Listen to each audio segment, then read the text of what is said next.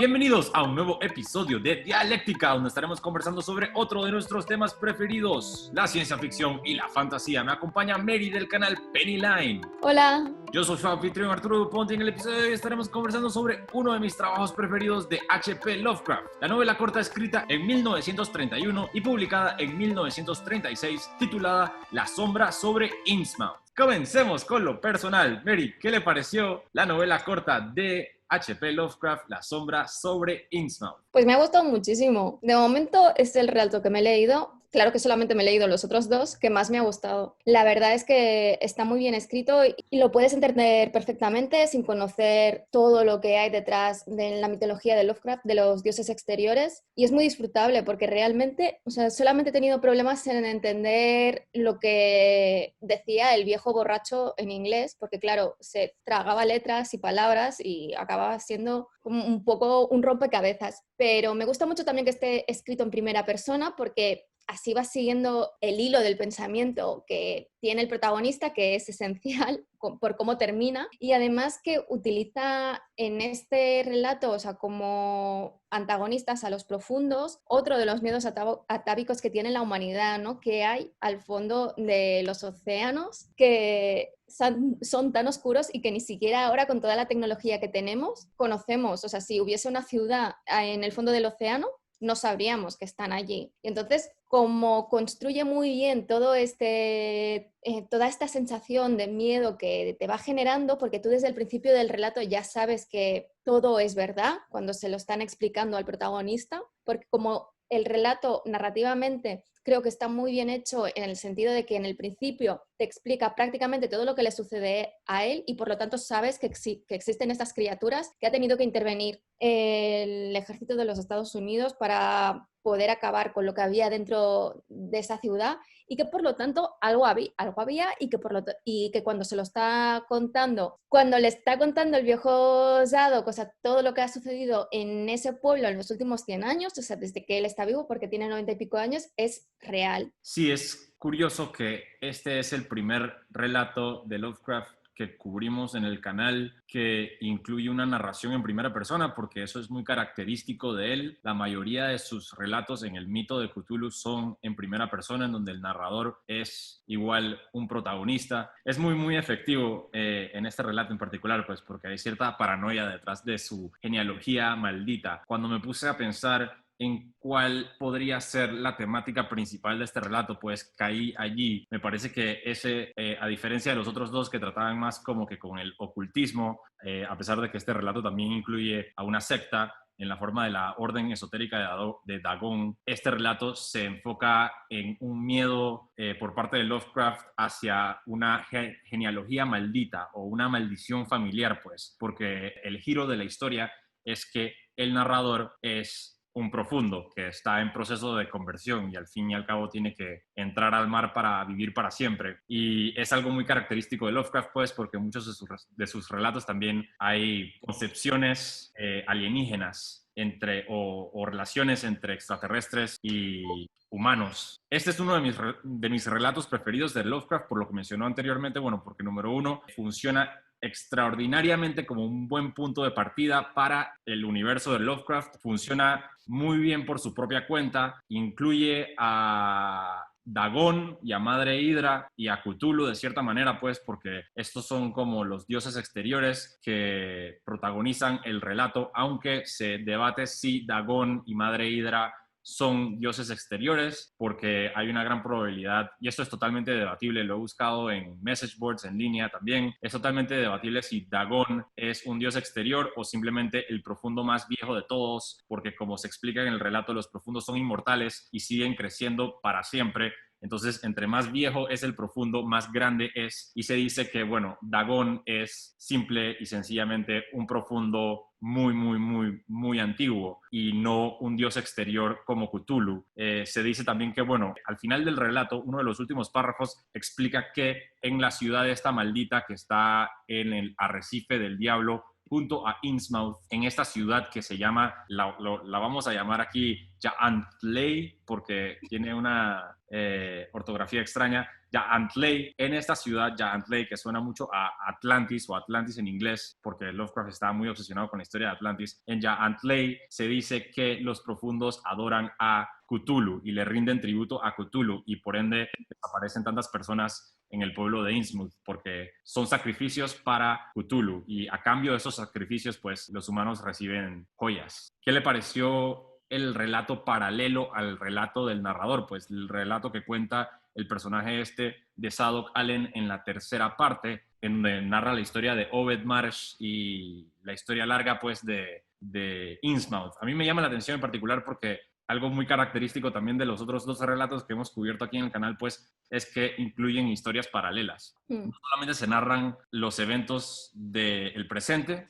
o de un protagonista, sino que a la misma vez se narran los eventos de hace 100 o 200 años. En el caso de Charles Dexter Ward, se narra la historia de Joseph Curwen, y en el caso de Los sueños en la casa de la bruja, se narran los eventos de los juicios de Salem a través del personaje de Kezia Mason. Y aquí se narra la historia de Innsmouth a través del personaje de Obed Marsh. ¿Qué le pareció el relato ese? A mí me gustó mucho y de hecho es curioso cómo la línea paralela que utiliza siempre, por lo menos en estos tres relatos que hemos leído hasta ahora, se ubica siempre a finales del siglo XVII, principios del XVIII. O sea, pasan unos 250 años más o menos, o sea, entre la línea paralela que se está explicando y lo actual, pero que lo que se está explicando en línea paralela no es que sea relleno, porque es muy importante, porque siempre entra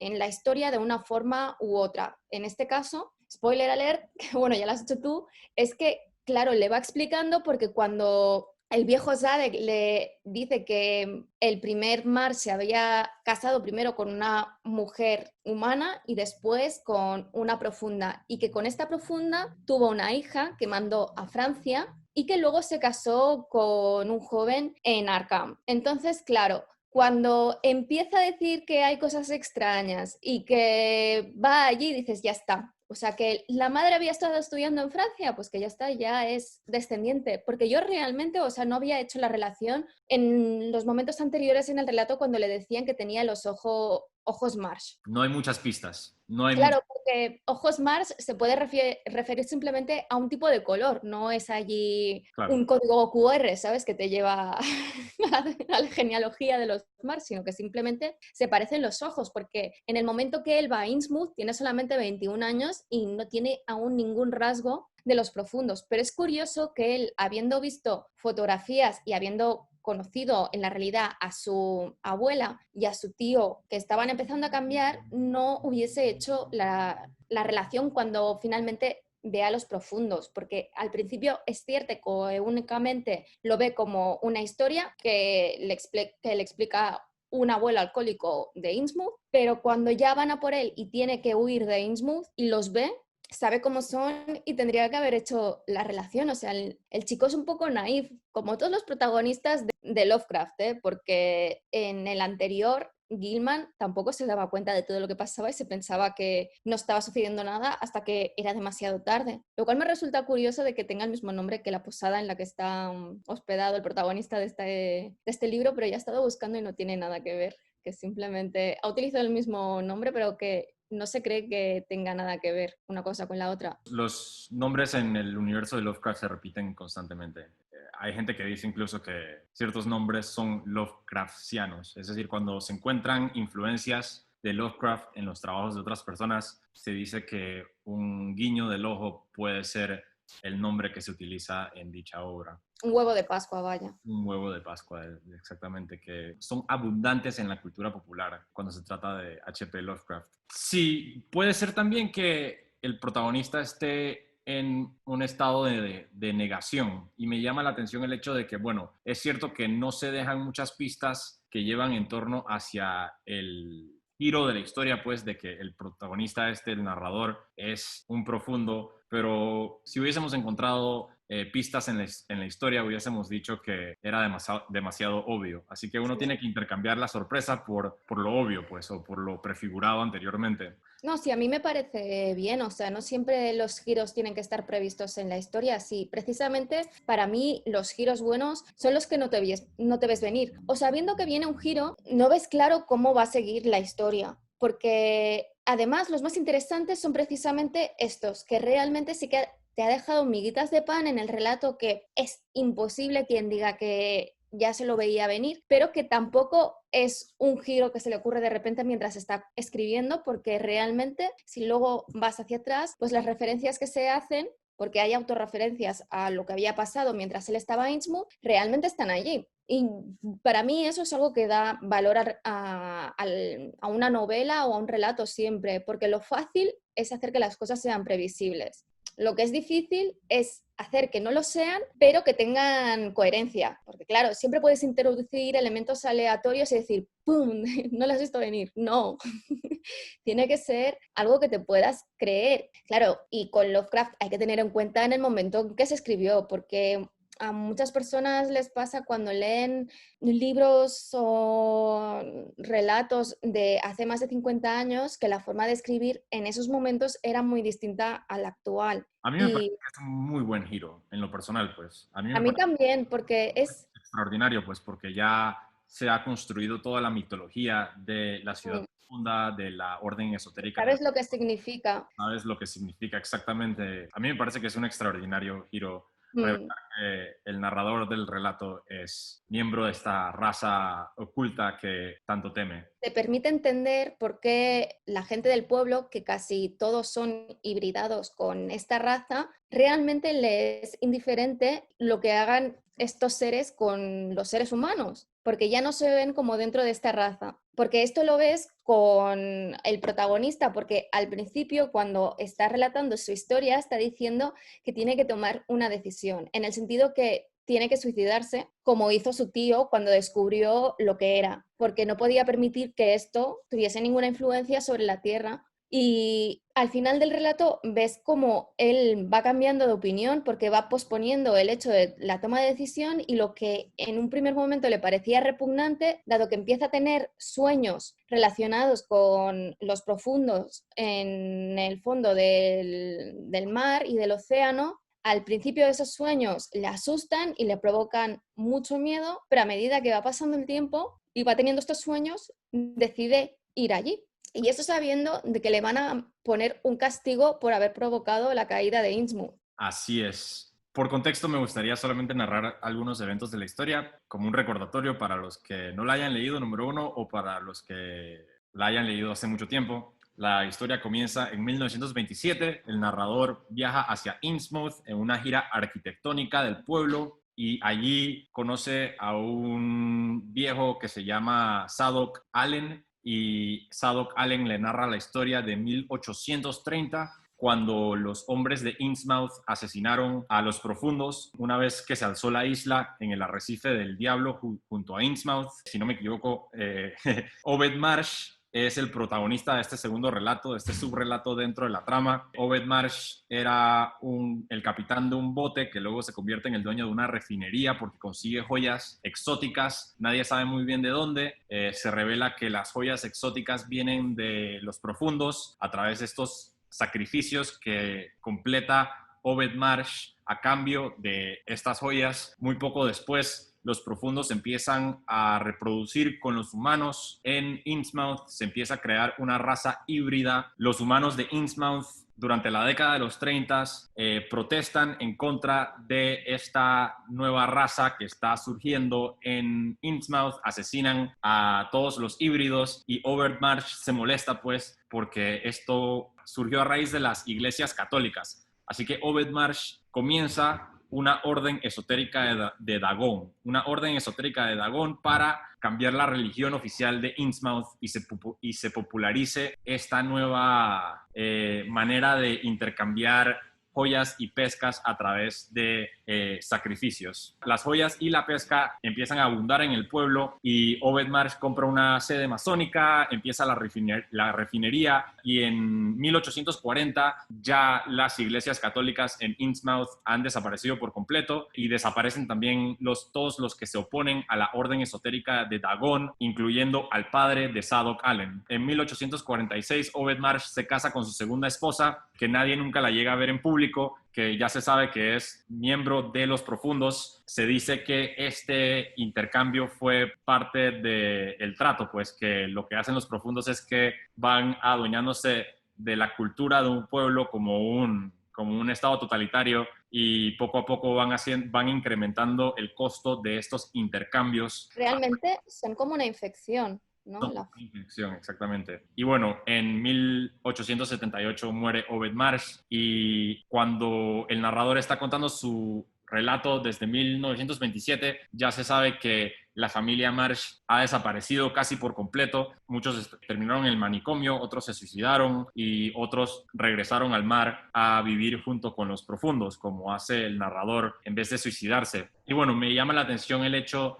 de que la familia de Lovecraft también de cierta manera desapareció. Cuando Lovecraft murió, fue un amigo quien se adueñó de su propiedad intelectual y no un familiar. Y la familia de Lovecraft también tenía como una vena psicótica y muy, obviamente, trágica. No me sorprendería saber que dichos miedos genealógicos inspiraron este relato, como el pensamiento de que la locura del padre y la locura de la madre estaban en él y que esta rama quizás estaba predestinada a la autodestrucción. Aunque claro, en el caso de Los Profundos es todo lo opuesto, pues es la vida eterna, pero en un universo aberrante y no humano. Yo creo que sí, o sea, que esto es algo que le obsesionaba y que se ve en todos sus relatos, o sea, por lo menos los que hemos leído, en todos aparecen manicomios o personas locas y está claro que tenía que ser un miedo que tuviese él, porque un padre puede pasar, pues que a él le pasó con los dos padres que tenían enfermedades mentales graves y terminaron y murieron en un psiquiátrico y él tenía que tener este miedo y no sé si lo que le pasaba a él tenía nada que ver con lo que tenían sus padres. Yo creo que los problemas de autoestima que tenía él seguramente fuesen de la vida que había tenido, o sea que cuando su padre terminó en el psiquiátrico y su madre lo sobreprotegió y después ella también desapareció, que eso fue el que le quebrantó su identidad propia y que le provocó estos problemas de autoestima. No necesariamente tiene que hacer depresión clínica si sus padres tenían eso, que es algo que sí se puede heredar, pero está claro que para mí que Los Profundos representan este tipo de miedos, o sea, es un miedo arraigado a lo desconocido porque al fin y al cabo es algo que tampoco sabes si está allí o no está allí, es simplemente una forma de plasmar sus miedos como hizo en los otros relatos, porque es algo que por lo menos yo lo veo en todos los relatos, este miedo por su sangre familiar, por decirlo de algún modo, porque este relato también tuvo problemas de publicación, o sea, tampoco lo quería publicar porque no le terminaba de gustar. Al final lo publicaron a traición. Luego cuando ya se convenció del relato y lo fueron a publicar en formato libro, le hicieron una edición desastrosa con un montón de typos y problemas de encuadernación que él se negaba a que eso lo representase. Y el pobre hombre se murió 6 meses después. O sea, es el único libro que le publica, tiene problemas de publicación, ¿sabes? Que no se venden ni 200 libros y luego el pobre se muere y después lo peta.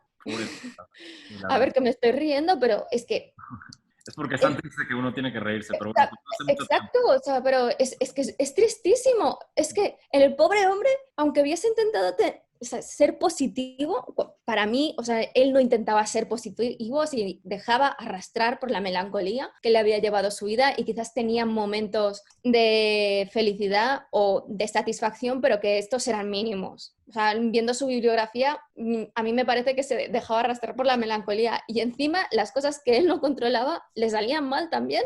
100%. O sea, si el pobre señor hubiese tenido una bola para ver el futuro y hubiese visto en lo que se ha convertido, quizás hubiese muerto a los 100 años. Quizás era tan racista que este miedo genealógico hacia su propia sangre o hacia los profundos, pues era como una mezcla de racismo y de miedo a la locura, pues decía como que ¿será que tengo algo de haitiano en mí? Sí. Sí, Porque sí, sí, un poco de todo, seguro. O sea, es lo que estuvimos hablando en el relato anterior, que está claro. un paréntesis, dije, perdón, un paréntesis. Dije haitiano porque Lovecraft la agarra particularmente contra los haitianos. No lo dije porque... Ok, ya, sí, Vale. adelante, disculpe. Que no, que simplemente que lo que estamos diciendo no hace sino afirmar una vez más lo que estuvimos hablando en el episodio anterior de que Lovecraft llegó un momento que sus relatos eran sus pesadillas y que acabó viviendo en sus pesadillas. Y es eso, que es que el miedo a las profundidades del océano es algo que aún perdura, o sea, es algo que en las novelas de fantasía aún se habla de krakens o de tiburones gigantes o ballenas gigantes asesinas que están allí y que son más grandes que un pueblo. Claro. Y quién sabe, quizás están allí, que es algo que ciertamente puede existir. Yo creo que los profundos son eso, que son la traslación física de todos sus miedos, o sea, el miedo a las otras razas, el miedo de lo que se hereda genealógicamente de tus antecesores y el miedo, o sea, también porque incluso cuando te conviertes en inmortal, tiene que ser una existencia terrible, ¿no? Porque no es una existencia en el mundo, sino que estás en una ciudad que está en el agua, que vale, puede ser muy bonita en un modo tétrico gótico. Y la mortalidad, según un cuento de Jorge Luis Borges, es lo que le ofrece al mundo significado. Es decir, saber que no vamos a morir nunca le roba a la existencia todo el significado posible, pues, porque es el mero hecho de que las cosas son efímeras lo que las hace tener algún tipo de valor intrínseco, cosa que se explora en otros temas, pero ya estoy hablando de otra cosa. Me llama la atención el hecho de que menciona el particular tema de este dios exterior que es Dagón y los profundos, porque Lovecraft normalmente trata con dioses, bueno, trata con dioses sumergidos como Cthulhu, pues, y trata con dioses cósmicos como Azathoth, que ya lo discutimos. Aquí se explora la secta de Dagón. Lovecraft también tiene un cuento que se llama Dagón, donde aparece Dagón, aunque hay una gran probabilidad de que el Dagón que aparece en el cuento titulado Dagón no es nada más que una ilusión, porque entré a un message board buscando respuestas y alguien mencionó que Dagón no existe, sino que Dagón es como la colectividad de los profundos y que Madre Hidra tampoco existe, sino que es la colectividad de los profundos. Y otra persona empezó a discutir con esta y se pusieron a discutir sobre si Dagón era real o no, de la misma manera en la que Cthulhu en el universo de Lovecraft es real, y todos quedaron de acuerdo en que Cthulhu sí es un dios exterior y que Dagón y Madre Hidra son en realidad súbditos de Cthulhu y que van por ahí, pero aún así Cthulhu también es un dios menor comparado con otros como Nyarlathotep o como Azathoth. Pero es interesante solamente el hecho porque este es como que el dios exterior emblemático del mar o de la profundidad del mar, a diferencia de los otros que representan ideas interdimensionales o cósmicas, y es algo que se ve muy a menudo en la cultura popular, desde cuestiones como El Brujo hasta Canción de Hielo y el Fuego y la Canción del Hielo y del Fuego, cosa que yo no he leído, pero bueno, ahora le quería preguntar un poco sobre la influencia oculta de Lovecraft en el trabajo de George R. Martin, pero antes me gustaría solamente mencionar el hecho de que, bueno, al final del relato se menciona que los profundos tienen un ejército de Shoggoths viviendo en Innsmouth, ocultos al norte del pueblo para prevenir otro nuevo genocidio o quizás acabar con todos los humanos que quedan allí, pues porque se menciona en más de una ocasión que viene una gran guerra, pues, o viene una gran invasión, que después de esta última invasión por parte del ejército de los Estados Unidos a Innsmouth, los profundos van a contraatacar eventualmente, se van a seguir multiplicando, son en esencia un parásito inmortal que puede llegar a acabar con la raza humana cuando se levante Cthulhu, pues nuevamente aludiendo a esta idea de que número uno, no estamos hablando sobre un apocalipsis, sino que estamos hablando sobre muchos apocalipsis en el universo de Lovecraft. Y dos, bueno, quería mencionar que era un Shoggoth porque eventualmente aquí vamos a cubrir la novela corta de Lovecraft en Las Montañas de la Locura, en donde se habla sobre el origen de los Shoggoths, que son como estos seres esclavizados por distintas razas, son como un ejército que no tiene forma, y bueno, es una referencia muy interesante hacia ellos, pues, y se sabe también que los profundos tienen una gran riña con los antiguos, que son otra raza que aparece en las montañas las montañas de la locura, y ellos son los creadores de los Shoggoths, que son como estos seres que son creados, no se reproducen, sino que son creados a través de la ingeniería biológica. Y bueno, Ingeniería genética, ¿no? O sea, ¿quieres decir? La ingeniería genética. ingeniería genética, gracias. Y bueno, toda la idea esta del Atlantis también es obviamente una gran influencia de Lovecraft. La ciudad oculta, como había mencionado anteriormente, se llama Ja'an-Tley, que suena mucho a Atlantis. Yo ni lo he intentado pronunciar, ya te lo digo. Como el nombre de la bisabuela, ¿sabes? Sí, uno tiene que aplicar mucha interpretación cuando se trata de estos nombres. Pero bueno, quería saber su opinión sobre la influencia que ha tenido Lovecraft en el género de la fantasía y la ciencia ficción, porque se había hablado anteriormente, me imagino, sobre cuestiones como Atlantis y ciudades sumergidas en el fondo del mar, y Lovecraft tiene no una, ni dos, ni tres, sino que tiene muchas. R'lyeh, donde duerme Cthulhu, Ja'an-Tley, donde participan los profundos, pero es algo que se ve muy a menudo hoy en día en la cultura popular, y yo no leo tanta ciencia ficción y fantasía como usted lee más fantasía que yo, así que quería saber a dónde lo ha visto. Bueno, con respecto a George R. Martin, o sea, tiene muchas influencias de Lovecraft que son súper claras, o sea, no hace falta ni que él lo reconozca porque, de hecho, por ponerte un ejemplo, fuera de Canción de Hielo y Fuego, o sea, tiene un huevo de Pascua en relación a este relato en su libro de El sueño del Febre, que el protagonista se apellida Marsh. Wow, de verdad. Wow, Sí. interesante. Es el protagonista y se apellida Marsh, o sea que claramente es un homenaje a este relato. Y después la relación que se hace de Lovecraft con el tema de los profundos, con Canción de Hielo y Fuego, no sé si es algo que haya reconocido porque George R. Martin tiene una peculiaridad y es que se pasa el día haciendo posts en su blog y en Goodreads, o sea, porque los hace en su blog y después los traslada a Goodreads y allí dice muchas cosas y realmente no me los he leído todos porque me llegan al móvil y sigo a varios autores y siempre hay el 90% que son de George R. Martin y el otro 10% son del resto de los autores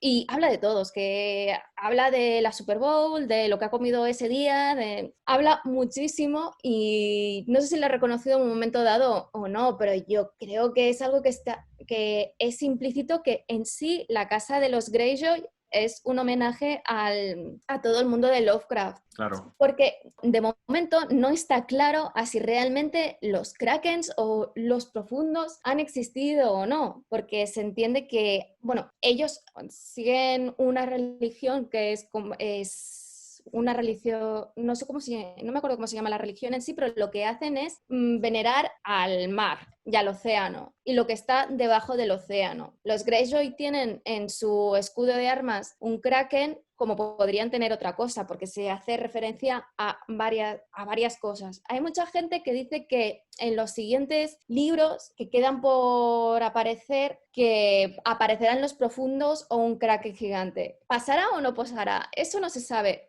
Ahora, Si aparece un Kraken gigante, los compro y los leo todos en una semana. Si aparece una referencia enorme a Lovecraft, los leí ayer. Ya, los terminé de leer completamente. No, pero es lo que te digo, o sea, que son referencias seguro, porque si en el libro de El sueño del Febre es tan descarado como poner directamente el apellido en el capitán de un barco, Barge, claro. O sea, que es una referencia clara a Innsmouth de una familia que se dedicaba también precisamente a eso inicialmente, ¿sabes? Una cuestión interesante también de Martin, pues, porque es un autor que no he leído. No he leído a Martin, pero he leído mucho sobre Martin porque me interesé mucho por la serie de televisión hasta que se fue a la mierda, pero es alguien a quien voy a leer sin lugar a dudas antes de que se publique la siguiente novela, pero me llama la atención que muchas personas han dicho que una de las particularidades de su estilo es que él es en realidad un escritor de terror, cosa que se ve muy, muy aparente en las primeras temporadas de Juego de Tronos y que poco a poco va desapareciendo, ya no da tanto miedo. Pero Martin es un gran fanático de Lovecraft y un gran fanático del terror, y él también se ha considerado a sí mismo como un escritor de terror, que No, no, porque lo es. incluso las novelas de La canción del hielo y del fuego, él las considera como novelas de terror. Pues ahí es donde él pone una gran parte de su enfoque, a pesar de ser novelas de fantasía a la vez. Bueno, Y pero es que el terror no está reñido con la fantasía. no, claro, claro, claro, pero lo que digo es que es una mezcla muy interesante, y me doy cuenta de dónde sale el éxito ese, pues, que ha tenido, pues. Por eso estoy ansioso por leer la obra completa del autor. Y quería mencionar que, bueno, últimamente estoy jugando por tercera vez un videojuego que se llama Bloodborne, y Bloodborne es uno de mis videojuegos preferidos de toda la historia, y es un claro homenaje a Lovecraft. Es obviamente una reinterpretación del universo de Lovecraft, y el DLC de ese videojuego, que se llama Los Viejos Cazadores, termina en un pueblo que se llama el Pueblo Pesquero, y el Pueblo Pesquero es obviamente Innsmouth. Exacto. Es obviamente Innsmouth, y aparecen profundos, y aparece un dios gigante a quien tienes que destruir al final del DLC. Es claramente un tributo. Y bueno, también me enteré que Lovecraft influenció muchísima música metal, y Metallica tiene una canción en su álbum Master of Puppets que está influenciada por H.P. Lovecraft, por este cuento en particular también, por la sombra de Innsmouth. Y me llama la atención el hecho de que, claro, Lovecraft está en todas partes. Si Sí, uno... sí, sí, tal cual. O sea, yo el tipo de excusa, el tipo de música que escucho precisamente es metal, y Lovecraft está en muchos lados. O sea, es que incluso Canción de Hielo y Fuego, Hammerfall tiene un disco dedicado a Canción de Hielo y Fuego, antes de que hiciesen serie. Claro. O sea, que no es para aprovecharse de que sacan serie para vender más discos, no, es anterior a la serie, que está dedicado a la obra de George R. Martin. Y respecto a si escribe horror, casi todos los libros que ha escrito antes de Canción de Hielo y Fuego, que es su obra magna, porque es la única que es una saga, sus trabajos anteriores son todos libros autónomos, o sea que, y algunos incluso son relatos cortos, y casi todos son de terror, o casi todos son de terror. Algunos son con fantasía, otros son con ciencia ficción, pero son de terror. Y su trabajo como escritor de terror, que también ha utilizado en televisión, porque él ha trabajado como guionista durante muchísimos años, se traslada en Canción de Hielo y Fuego a toda la parte mágica, a toda la parte de los caminantes blancos. Toda esa parte es de terror. Y es algo que se nota en su forma de escribir, que maneja muy bien, porque además controla muchísimo, o sea, controla muy bien la construcción de personajes y cómo va narrando la acción. Es muy buen escritor, que espero que viva muchos años, porque ahora, estos últimos meses, yo de verdad, o sea, cada vez que me llega el correo con los posteos de este señor, digo, gracias, sigue vivo. Sí, sí. Pero es que además, de vez en cuando, en uno de estos posts es sobre algún amigo suyo que se ha muerto por el coronavirus, ¿sabes? Y yo espero que no lo hubieses visto en los últimos meses, Claro. que tú estés encerrado en un búnker. Claro. Yo sé que me lo estoy perdiendo, y hace poco tuve una conversación que ya publicamos en este canal hace mucho tiempo, pues, pero en el momento no la he publicado, en donde conversamos sobre si hoy en día se están escribiendo clásicos. Pero hay muchas personas que dicen que su estilo literario es tan superior, es tan literario, pues escribe tan bien cuando se compara con otros escritores de consumo masivo, que muchos dicen que, bueno, que La Canción del Hielo y del Fuego puede ser considerado ya un clásico instantáneo, que es algo que se va a leer por muchos años, aunque la concluya o no la concluya. Es decir, Sí, ya es algo que puede ser considerado canon por fuera del género de la fantasía y de la ciencia ficción, sino que canon literario, de la manera en la que Tolkien o Frank Herbert son considerados ya como parte del canon literario. Y bueno, volviendo a lo de Lovecraft, que es obviamente un autor muy metal, es muy metal Lovecraft. Todas las imágenes, ahora que lo pienso, que provocan los cuentos de Lovecraft pueden ser utilizadas. portadas de discos. Exacto, son portadas de discos. Exactamente. Es que es muy fácil, y respecto a la influencia que ha tenido en la fantasía en general, es evidente. O sea, sí que evidentemente que existían leyendas sobre todo este tipo de temas, o sea, porque él no inventó los krakens, ni inventó las ciudades sumergidas, ni inventó los dioses que viven en el universo o incluso en otra dimensión, pero sí que fue el primero que lo trasladó de forma conjunta en su obra. Pero yo me pregunto si fue Lovecraft el primero en decir que un extraterrestre es un dios, o que un extraterrestre puede ser equivalente a un dios. Cualquier cosa que esté por encima de nosotros en un nivel interdimensional o una fuerza tan lejana a la nuestra, tan superior a nosotros, puede ser inmediatamente considerado pues un dios. Yo me pregunto si habrá sido él el primero en categorizar a un extraterrestre ficticio, claro, como un dios. Yo no he leído nada anterior a él que asuma eso y he leído bastantes libros desde las mil y una noches a la literatura clásica del siglo XVIII y XIX. Yo ahora mismo no recuerdo que en ninguno de ellos se haga esta relación. Piensa que también hasta los años 50 la ciencia ficción y la fantasía en general no era un género literario habitual. Evidentemente existían obras de este género, pero eran muy pocas. O sea, uno de los primeros que empezó a utilizar la ciencia ficción precisamente fue Orwell.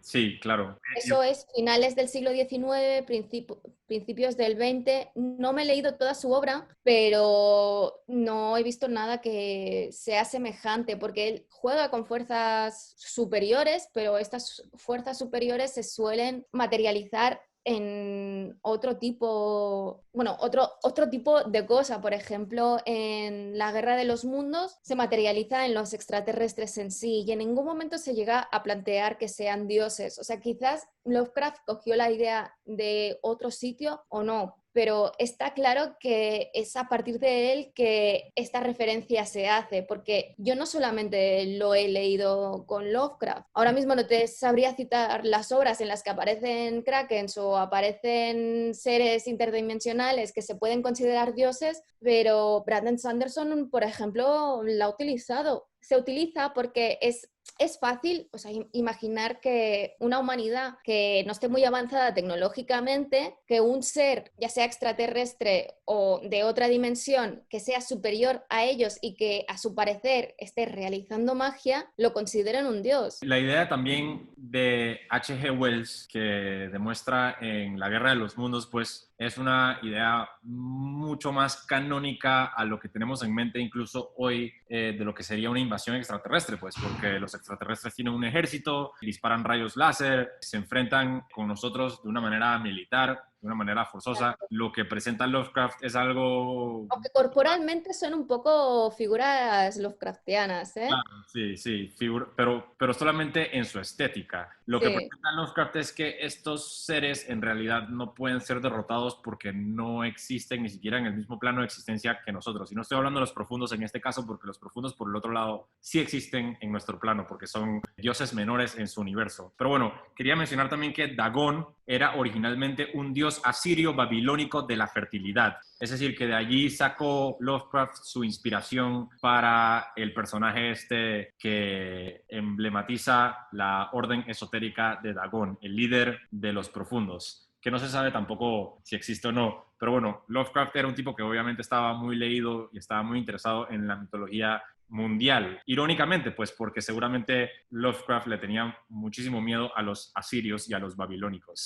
Sí, pero tiene su sentido porque de hecho estos profundos lo que buscan es propagarse por el mundo de los humanos, o sea, lo que quieren. Ahora, ellos ya están controlando los océanos porque hay que decir que los profundos no es que vivan en un único punto, o sea, justo al lado de Innsmouth, no, o sea, controlan todos los fondos oceánicos y que el siguiente paso es invadir la Tierra y controlar la Tierra. Por eso que le dicen al protagonista, bueno, te van a castigar, pero solo un poco, porque para nosotros el tiempo no es nada porque somos eternos y lo vamos a terminar consiguiendo. Si eso hubiese acabado siendo verdad con lo rápido que ha avanzado la tecnología, ya sería otra cuestión, porque seguramente no podrían, o sea, no contarían con el tipo de armamento que existe hoy en día. Por eso es que el terror de Innsmouth es distinto al terror que se presenta, por ejemplo, en Los sueños de la casa de la bruja. Este terror es material. Yo diría que este es el primer cuento de Lovecraft que presenta un terror material, aunque a la misma vez abstracto, pues porque el terror no yace en los profundos en sí, es decir, que el terror yace en la genealogía del narrador, a diferencia de los otros en donde el terror se encuentra en otra parte, pues muy lejos, es algo que no podemos comprender, está en nuestros sueños, está en nuestra mente, es como el terror el descenso hacia la locura. Aquí hay un descenso hacia la locura muy racionalizado por el narrador al final del relato cuando decide no suicidarse y unirse a esta comunidad submarina. A mí me parece que en los híbridos realmente actúa como un parásito. O sea, es algo que inicialmente rechazas, que si tienes la fuerza de voluntad suficiente te suicidas y si no te entregas simplemente y ya está. Pero que realmente te entregas a cambio de entregar tu humanidad, una existencia inmortal, pero completamente, bueno, aburrida en el sentido de que no tendrá nada que hacer más allá de destruir el mundo, porque, claro, o sea, los profundos quieren llegar a controlar, o sea, la Tierra en el sentido de la zona donde hay tierra y no hay mar, pero cuando lo hayan hecho, ¿qué? Lo habrán destruido todo a su paso porque no quieren coexistir con los seres humanos. Se están preparando para una gran invasión y la invasión hacia los humanos es solamente el primer paso y esto se explora en otros trabajos en donde la verdadera amenaza de los profundos son los antiguos y bueno, según los... Bueno, en el otro relato no sé, pero aquí lo que queda claro es que ellos lo que quieren es asimilar a los humanos, o sea, comérselos, por decirlo de algún modo, porque yo me imagino que harían lo mismo que con Innsmouth, o sea, que obligarían a los humanos a que tuviesen descendencia con los profundos y al final la raza humana se extinguiría porque únicamente quedarían híbridos y cada vez serían más puros porque cada vez habría menos ADN humano. Incluso cuando trasladen su existencia a la Tierra y pudiesen leer libros o ver pájaros y ese tipo de cosas, es que eso no tendría ningún interés por ellos porque ya han destruido su humanidad. Claro. O sea lo que hagan en el fondo del océano es lo mismo que harán. Y entonces por eso es curioso que incluso en este relato que se ofrece la inmortalidad, es una inmortalidad vacía. O sea, es que no es la inmortalidad que puede ofrecer el ser vampiro, por decirlo de algún modo, ¿sabes? Que, bueno, quizás no puedes salir bajo la luz del sol, pero tienes toda la noche para leer, para hacer lo que quieras, bueno, comerte a personas. Claro. Pero que puedes tener una existencia más llena. Que yo creo que sí que es cierto lo que decías de Borges, porque no es el único escritor que lo ha dicho, que la mortalidad es lo que hace que le dé sentido a la vida. Yo lo he visto en muchos libros y que en parte es cierto, pero una cosa es que no veas un fin, pero puedas rellenar este fin con un montón de actividades. Tu única actividad sea nadar y pensar en cómo destruir a la humanidad, claro. Porque esa es la única actividad que tienen los profundos. Son descritos como una especie de mente colmena, es cierto, como una especie de parásito, pues que simplemente está tratando de reproducirse y de apoderarse de todo lo que pueda. Parecidos mucho a nosotros, sin las películas y los libros. ¿Se imagina mandarle un mensaje a Lovecraft al pasado y decirle que sigues siendo relevante en el año 2020? Lo que diría es como, ¿la gente existe en el 2020? Yo creo que se pensaría que es un figmento de su imaginación, o sea, que es algo que no ha sucedido realmente y diría, ahí está la enfermedad mental de mis padres. O sea, es que se recluiría él solo, porque de hecho yo creo que este miedo que tiene no solamente se ve en esto, en heredar una enfermedad o un parásito de tus padres, sino también en el hecho de que el primo del protagonista está encerrado en un psiquiátrico. Era del todo innecesario en el relato. O sea, no aporta nada el hecho de que el primo esté encerrado en un psiquiátrico. A mí me encanta ese detalle. Pero ese detalle está incluido. Porque, bueno, termina con la idea esta de que el primo está encerrado en el psiquiátrico porque se está convirtiendo en un profundo y ahora el narrador tiene esta otra nueva tarea de rescatar al primo del psiquiátrico y llevárselo a las profundidades del arrecife del diablo para que puedan vivir como profundos en la ciudad esta de Ja'ant-Leigh. Me parece un súper buen final, pero me molesta el hecho de que no se haya mencionado antes. Quizás nuevamente como para no dar pistas, Lovecraft quizás lo hizo para no dar pistas hacia el giro de la historia, pero releyendo la historia me hubiese gustado encontrar por lo menos una oración que mencionase el hecho de que el narrador tiene a un primo en un psiquiátrico y ya, eso es todo, porque solamente se menciona al final como que, ahora que sé que soy un profundo y que mi familia está arraigada a esta raza aberrante de seres malignos. Me acuerdo que tengo un primo que vive en un manicomio y que se está convirtiendo en profundo como yo y lo voy a rescatar. Yo soy de los que piensa que la prefiguración sobrepasa la sorpresa. Prefiero que algo esté prefigurado desde muy temprano, no tiene que ser necesariamente obvio, pero que las pistas estén allí, a que suceda algo así como sorpresa. No, pero la sorpresa puede, o sea, es que la sorpresa buena es la que deja precisamente estas migas de pan, ¿sabes? Que no, por sí solas es prácticamente imposible llegar a deducir lo que va a pasar en el giro, porque para mí lo fácil es precisamente hacer, o sea, o una de dos, hacer un giro previsible, algo que te ves venir, o bien hacer un giro sin nada que le haya dado contexto y que salga de la nada y que no sea creíble. O sea, que no hay que sacrificar ninguna de las dos cosas. O sea, precisamente las buenas son las que hay en este tipo de relato. Creo como tú que el hecho de que únicamente que hubiese mencionado que tenía un primo de su edad que estaba en un psiquiátrico, no tienes por qué deducir nada si no hubiese añadido también que tenía deformaciones físicas y que su abuela también había tenido deformaciones físicas y que le daba miedo. Si ya hubiese dado más información, entonces sí que podrías haber llegado a algún tipo de conclusión peregrina o no, ¿no? Pero únicamente diciendo que está en un psiquiátrico y sabiendo que a Lovecraft le encanta poner psiquiátricos en sus relatos. Sí, exacto. Hubiese sido interesante verlo desde el principio, pero aún así me gusta el final, me gusta la idea esta de que el protagonista ahora embarca en una nueva aventura y así termina pues en la idea esta de que... Claro, a ver, hace gracia en el sentido de que hasta la página anterior estaba diciendo que se iba a suicidar. Sí, claro. Y luego dice, me voy de camping con mi primo, ¿sabes?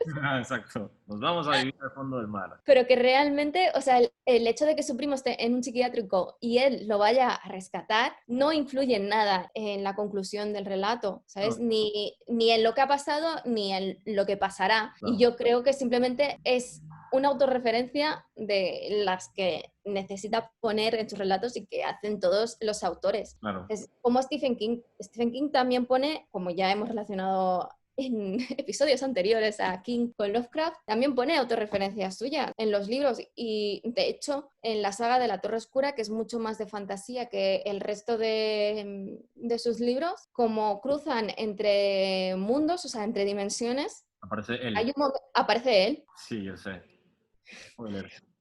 Por eso le digo, bueno, No, no es un spoiler, no, porque es un gag, es como ir a ver una peli de Marvel y esperar que saliese el Stan Lee, ¿sabes? O sea, es la primera vez es sorpresa, la primera vez que te lees una novela de Stephen King y ves que hay una referencia al Resplandor o a otra, porque hay referencias continuamente dentro de la obra de Stephen King. Pues no es spoiler, como con Lovecraft tampoco es spoiler el hecho de que haya referencias o sea, referencias racistas, referencias a los psiquiátricos. claro, ideológicas. Claro, sí, ideológicas porque eran recurrentes en su obra porque plasmaba sus miedos en sus relatos. Claro, pero bueno, en conclusión, este relato para mí es una obra maestra, es de mis preferidos de Lovecraft, incluso con la falta de una buena prefiguración al principio del relato. Me encanta, no es un relato que me cause temor, particularmente de la misma manera en la que Los sueños en la casa de la bruja quizás me causan temor, que susurra en la oscuridad es otro que me asusta, porque no causa inquietud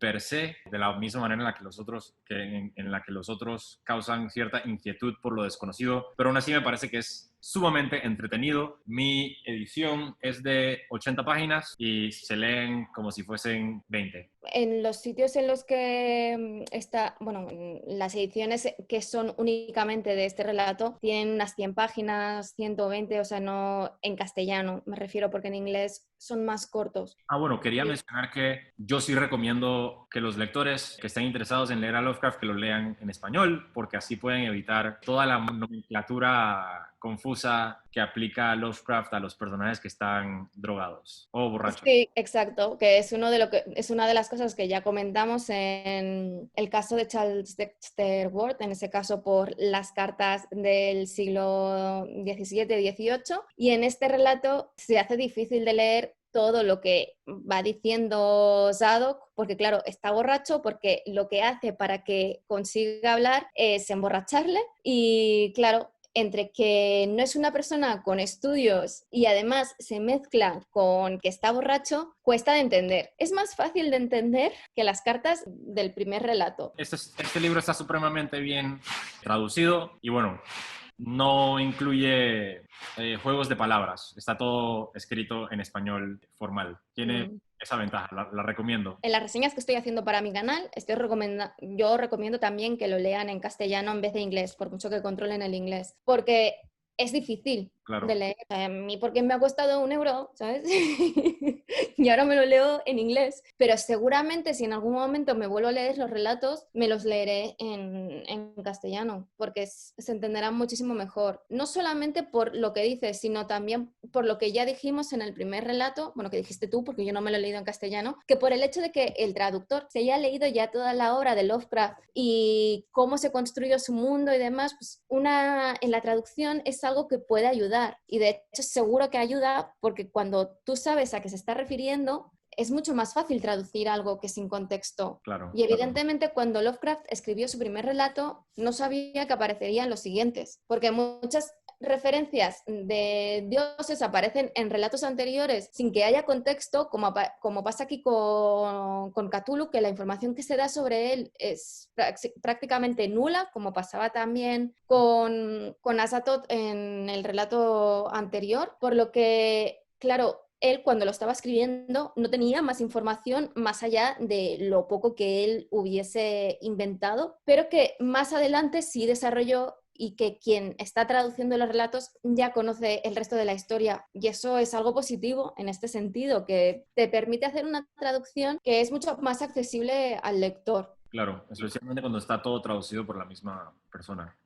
Exacto, porque por curiosidad, porque yo creo que este relato es ideal para empezar a leer a Lovecraft, porque lo he encontrado mucho menos complejo que los anteriores. O sea, evidentemente, Lovecraft controla mucho la palabra y la forma en la que escribe, pero en este caso el relato no es complejo en el sentido de que tengas que estar leyendo continuamente. Puede ser que al señor borracho sí lo tengas que releer, pero Lo lees en inglés. exacto, pero en este caso no es ni siquiera necesario, porque además, como ya empieza el relato diciendo lo que acontece al final, antes, bueno, de la última parte, ya sabes lo que te vas a encontrar. Entonces, tú como ya tienes una idea y además que no es una literatura tan compleja como en el caso anterior, es una forma muy fácil de introducirse a Lovecraft, aunque también seguramente es la culpable de que algunos lectores consideren que el resto de relatos son innecesariamente difíciles. Sí, esa es la crítica principal que recibe el trabajo de H.P. Lovecraft. Yo no estoy de acuerdo.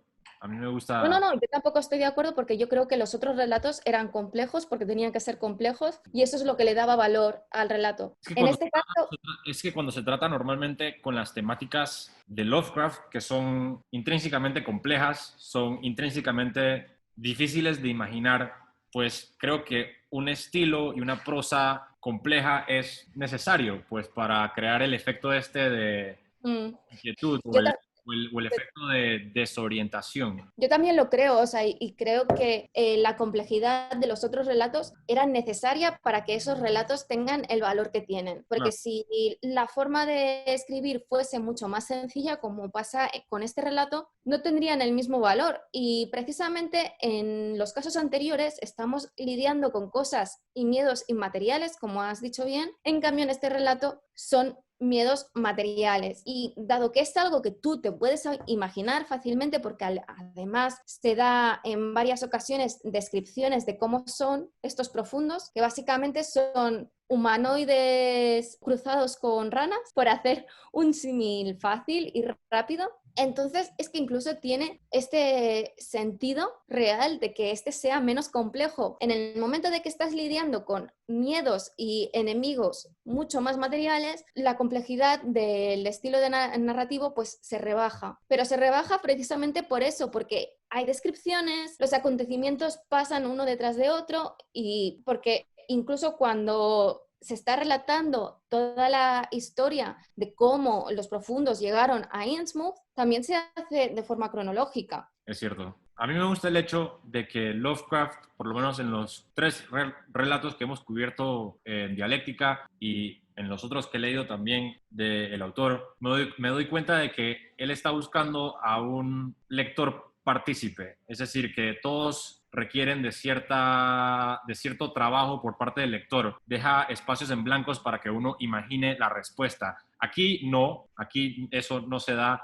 Las respuestas quedan bastante claras, pero normalmente esa parte a mí me llama mucho la atención, pues, y es algo muy característico también de los juegos de Hidetaki Miyazaki, el creador de Dark Souls y de Bloodborne, que cuentan estas historias que quedan totalmente abiertas a la interpretación del jugador. Y bueno, quería mencionar el hecho de que Hidetaki Miyazaki es un gran lector, toda la vida fue un gran lector, él nunca jugó videojuegos, todos sus videojuegos están inspirados en la literatura que él leyó, y él no hablaba inglés, él no sabía leer inglés muy bien, pero él trataba, y cuando leía a Lovecraft, por ejemplo, las partes que él no entendía, él las rellenaba con su imaginación, y de allí surgen estas historias que él ahora utiliza para Dark Souls y para Bloodborne y para sus distintos videojuegos, pues, porque son esencialmente relecturas de Lovecraft por personas que no entendieron la mitad, y ya de por sí Lovecraft deja muchísimos agujeros en su trama y él termina imaginándose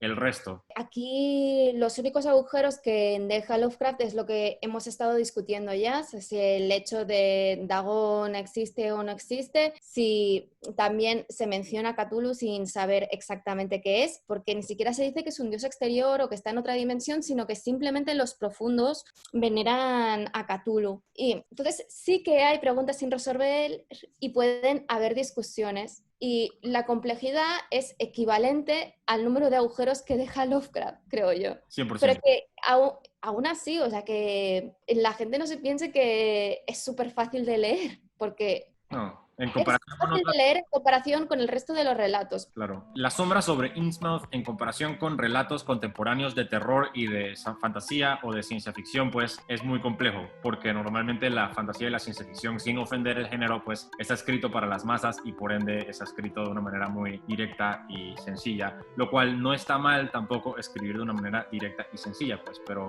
me agrada el hecho de que Lovecraft posee algo de liricismo en su estilo narrativo. Como dije, no tengo nada en contra de la... Son diferentes productos, Claro. son diferentes estilos. A mí me gustan los dos, siempre que estén bien hechos, tanto en un sentido como el otro, porque también puedes introducir muchas complejidades y complicaciones y que el fondo sea una mierda. Claro. Como lo contrario. O sea, simplemente es saber qué estás escribiendo y qué quieres conseguir con ello. Entonces, no se puede comparar a Lovecraft con un escritor de fantasía actual, o sea, de novelas de young adult o sagas de fantasía, porque son cosas distintas que van dirigidas a un público distinto y que buscan una diferente respuesta. Que evidentemente que pueden haber lectores comunes, pero suelen ser personas que leen de todo, porque yo leo de todo, menos 50 sombras de Grey y libros por el estilo. No, en serio. Ahí es donde usted dibuja la línea. Ahí es donde usted dice, no lo voy a leer. Porque yo leí 50 sombras de Grey. ¿En serio? No estoy molestando, nunca lo he leído. ¿Están de acuerdo? Cometemos aquí una imperdonable blasfemia. No le tienen que gritar a la pantalla porque para eso está específicamente diseñada la sección de comentarios. Y si disfrutaron del episodio, den un clic a ese botón que aparece allí en la esquina que dice suscribirse. Aquí en Dialéctica estamos actualmente preparando episodios para En las montañas de la locura y La llamada de Cthulhu de H.P. Lovecraft. No olviden pasar por el canal Pennyline, donde Mary publica reseñas sobre novelas, cómics y mangas todas las semanas. Mil gracias a Mary por acompañarme aquí hoy. Esto fue Dialéctica. Adiós.